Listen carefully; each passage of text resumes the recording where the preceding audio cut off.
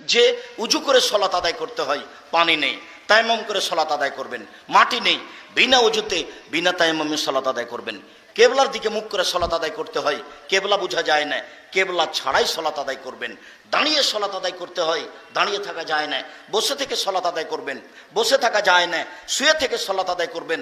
পরিষ্কার কাপড় পরে সলাত আদায় করতে হয়, পরিষ্কার কাপড় নেই, যেই কাপড়ে পেশাব পায়খানা লেগে আছে এই কাপড় পরেই সলাত আদায় করবেন। পরিষ্কার অপরিষ্কার কোনো কাপড়ই নেই, আপনি উলঙ্গ অবস্থায় আছেন, এই অবস্থাতে আপনাকে সলাত আদায় করতে হবে। তাই কথার কথা মাঝে মধ্যে আপনাকে বলে থাকি, ইরাকে, আফগানিস্তানে, মায়ানমারে, যে কোনো মুসলিম দেশে মার্কিন সৈন্য ঢোকে, কোনো মুসলিম মহিলাকে 10 জন 12 জন মিলে ধর্ষণ করে, এরপরে পরন থেকে কাপড় খুলে নিয়ে উলঙ্গ অবস্থায় হাঁটতে বাধ্য করে। এই সময়ে যদি সলাতের টাইম হয়ে যায়, তাহলে মুসলিম মহিলাকে নগ্ন অবস্থায় মার্কিন সৈন্যের সামনে সলাত আদায় করতে হবে, করতেই হবে। সলাত এক আশ্চর্য ইবাদত। যতক্ষণ পর্যন্ত বিবেক আছে, জ্ঞান আছে, ততক্ষণ পর্যন্ত যে অবস্থাতে আছেন না কেন আপনাকে সলাত আদায় করতেই হবে, আপনি বাধ্য। সম্মানিত দিনী ভাই বোন, যে কোনো মূল্যে যে কোনো অবস্থাতে টাইম হয়ে গেলে সলাত আদায় করতে হবে, জরুরি। বলছিলাম যারা সলাত আদায় করে না তারা কেমন? রাসূল সাল্লাল্লাহু আলাইহি সাল্লাম বলেন, বাইনাল আবদি ওয়া বাইনাল কুফরি তারকুস সালাহ। যারা সলাত আদায় করে তারা মুসলমান, আর যারা সলাত আদায় করে না তারা কাফের। রাসূল সাল্লাল্লাহু আলাইহি সাল্লাম এক বৈঠকে বলেন, মান তারাকা সলাতা মুতাআম্মিদান ফাকাদ কাফারা। কেউ যদি ইচ্ছাকৃত সলাত ছেড়ে দেয় তাহলে সে কাফের হয়ে গেল। বিবরণে এটাই বোঝা যায়। এই আলোচনা এই অংশ এই দুই কথাতেই শেষ করলাম। পরের কথা, যারা সলাত আদায় করে কিন্তু রাসূল সাল্লাল্লাহু আলাইহি সাল্লামের পদ্ধতিতে করে না তারা কেমন? এদের ব্যাপারে আল্লাহ তাআলার হুঁশিয়ারি, সাবধান বাণী, ফাওয়াইলুল লিল মুসাল্লিন আল্লাযীনা হুম আন সালাতিহিম সাহুন। ধ্বংস সুনিশ্চিত তাদের জন্য, ওয়াইল নামক জাহান্নামে যাবে তারা যারা অমনোযোগ সহকারে সলাত আদায় করে। যারা ঠিক ঠিক সলাত আদায় করে না তাদের জন্য ওয়াইল নামক জাহান্নাম সুনিশ্চিত, তারা এই জাহান্নামে যাবে সলাত আদায় করার পরেও। রাসূল সাল্লাল্লাহু আলাইহি সাল্লাম বললেন, সবচেয়ে খারাপ চোর, নিকৃষ্ট চোর যে তার সলাত চুরি করে। সাহাবীগণ বললেন, কাইফা ইয়াসরাকু মিন সালাতিহি। আল্লাহর নবী, মানুষ তার সলাত কিভাবে চুরি করতে পারে? সলাত কি চুরি করার জিনিস? তখন রাসূল সাল্লাল্লাহু আলাইহি সাল্লাম বললেন, মাল্লাম ইতুমু রুকুহা ওয়ালা সুজুদাহা। যে ব্যক্তি রুকু সিজদা ঠিক মতো আদায় করলো না, সেই হচ্ছে সলাত চোর। ঠিক মতো যদি আমি আদায় না করি তাহলে আমি সলাতকে চুরি করলাম। একজন সাহাবী মসজিদে ঢুকে 2 রাকাত সলাত আদায় করে আল্লাহ রাসূলকে সালাম দিল। আল্লাহ রাসূল বললেন, সাল্লি ফাইন্নাকা লাম তুসাল্লি। তুমি সলাত আদায় করো, তুমি সলাত আদায় করনি। লোকটি আবার 2 রাকাত সলাত আদায় করে আল্লাহ রাসূলকে সালাম দিল। রাসূল সাল্লাল্লাহু আলাইহি সাল্লাম বললেন, তুমি সলাত আদায় করো, তুমি সলাত আদায় করনি। লোকটি আবার 2 রাকাত সলাত আদায় করে আল্লাহ রাসূলকে সালাম দিল। রাসূল সাল্লাল্লাহু আলাইহি সাল্লাম বললেন, তুমি সলাত আদায় করো, তুমি সলাত আদায় করনি। তখন লোকটি বলছে, আল্লিমনি কাইফা উসাল্লি। কিভাবে সলাত আদায় করতে হবে সেটা আপনি আমাকে দেখিয়ে দেন, আমি তো এর চেয়ে ভালো করে সলাত আদায় করা জানি না। তখন রাসূল সাল্লাল্লাহু আলাইহি সাল্লাম তাকে বলে দিলেন রুকু সিজদার কথাটি। সম্মানিত দিনী ভাই বোন, আপনাকে এই অংশে যেটা বলতে চেয়েছি সেটা হলো এই, রাসূল সাল্লাল্লাহু আলাইহি সাল্লাম তাকে বললেন না যে তোমার সলাত হয়েছে তবে খুব একটা ভালো হয়নি। তিনি সরাসরি নাকচ করে দিলেন যে তোমার সলাত হয়নি। অথচ সাহাবী নগদ 3বার সলাত আদায় করলেন। আরো কথা, আবু সাঈদ খুদরি, আলী, শোনো, পূর্ব দিক থেকে কতগুলি লোক বের হবে, তারা কোরআন মাজিদ পড়বে, কিন্তু কোরআন মাজিদের সারমর্ম তাদের কণ্ঠনালীর নিচে যাবে না। তারা এত বেশি সলাত আদায় করবে, তোমাদের সলাত তাদের কাছে কিছুই না। শোনো, তারা এত বেশি সিয়াম পালন করবে, তোমাদের সিয়াম তাদের কাছে কিছুই না। তারা এত তাসবিহ তাহলিল জিকির আজকার করবে যে তোমাদের জিকির আজকার তাদের কাছে কিছুই না।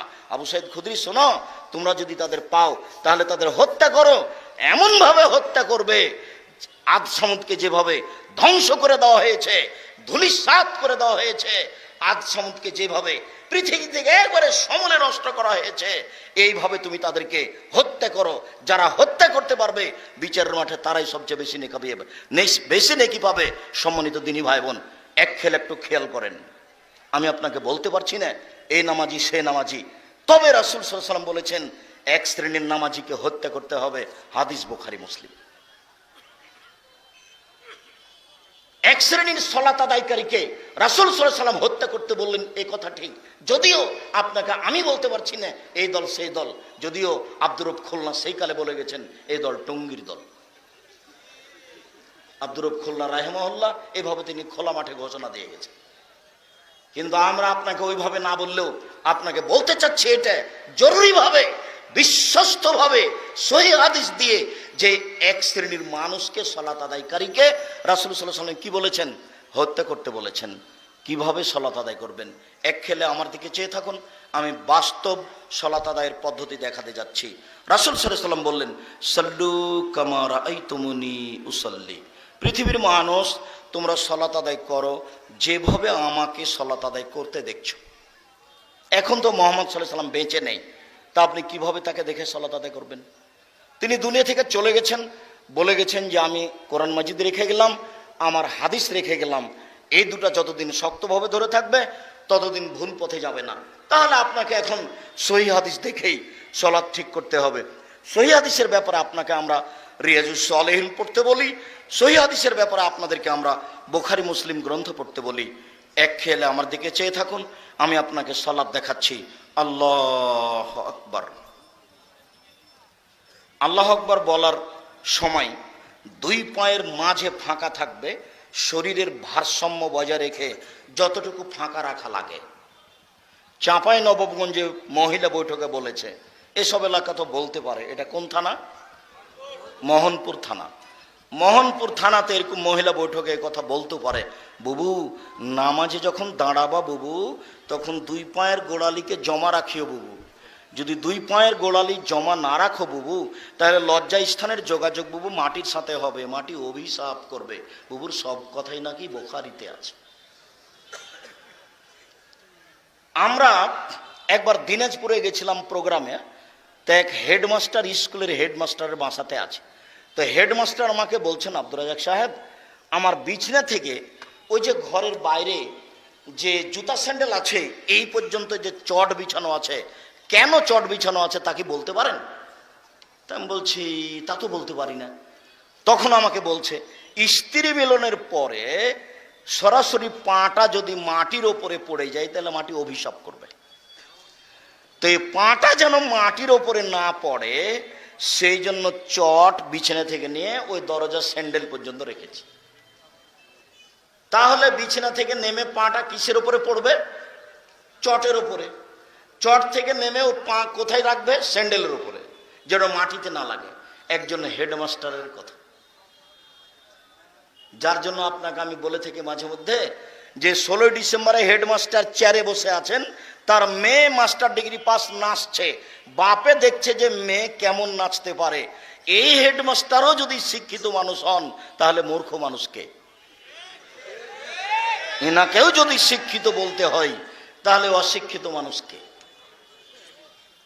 এখানে একটা বই পাওয়া যায়, জানি না আজকে আছে কিনা, বইয়ের নাম হলো শিক্ষা বনাম জাহেলিয়াত। 1 থেকে নিয়ে 10ম শ্রেণী পর্যন্ত লেখককে নাকচ করা হয়েছে, এরা লেখক নয়, লেখকের যোগ্যতাই রাখে না।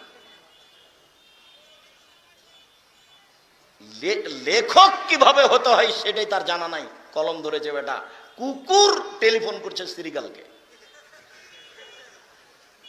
দেশে কি মানুষ আর নেই? কুকুরকে দিয়ে আর শ্রীগালকে দিয়ে আপনাকে বই লিখতে হয়? মাথাতে কি একটু ঘেলু নেই? সবই কি গোবর? ওভাবে বই লিখলেন কেন? পড়ে দেখেন আপনি, শিক্ষা বনাম জাহেলিয়াত। লেখককে নাকচ করা হয়েছে, লেখক নয়। ও কিসের লেখক? ছোট ছেলের বাচ্চাকে, ছোট বাচ্চাকে শিখাচ্ছে, মাথায় কিরে আমের ঝাঁকা, খাস নে কেন? দাঁতে পোকা, বিলাস নে কেন? ওরে বাবা! তার মানে ওকে কৃপণ বানাচ্ছে লেখক। লেখককে লিখতে হতো এখানে যে নেন নেন খামচা ভরে নেন। লেখক নিজেই জানে না লেখক কাকে বলে, কি লিখবে। খুঁজে এখানে না পেলে জামিয়া সালাফিয়া ডাঙ্গিপাড়া যাবেন, শিক্ষা বনাম জাহেলিয়াত বইটা খুঁজতে, আপনার জন্য লেখা হয়েছে, শুধু আপনার জন্যই। এই লেখককে পুনরায় তোবা করে ফিরে আসতে হবে। কুকুর কি করে টেলিফোন করে শ্রীগালকে, এটা হয় কি করে? পুরো আলোচনাটা ওইভাবে বই লেখা আছে, শুরু থেকে নিয়ে শেষ পর্যন্ত একটা আলোচনা তার উপযুক্ত নয় কিভাবে উনি লেখক হলেন। সম্মানিত দিনী ভাই বোন, শুনুন, বাগমারার একটা লোক আমাদের নওদাপাড়াতে শিক্ষক ছিলেন, উনি বলছেন যে আব্দুর রাজাক সাহেব, স্বামী স্ত্রী মিলনের পরে স্ত্রী গোসল করে আসছে আর স্বামী গোসল করতে যাচ্ছে, তো যদি গায়ের সাথে গাও লেগে যায় তাহলে গোসল বাতিল। আমি বাগমারার কথা বলছি, মোহনপুরের কথা বলতে পারছি না। আপনাদের এই গ্রামের নাম কি? মোহাম্মদপুরের কথা বলতে পারছি না।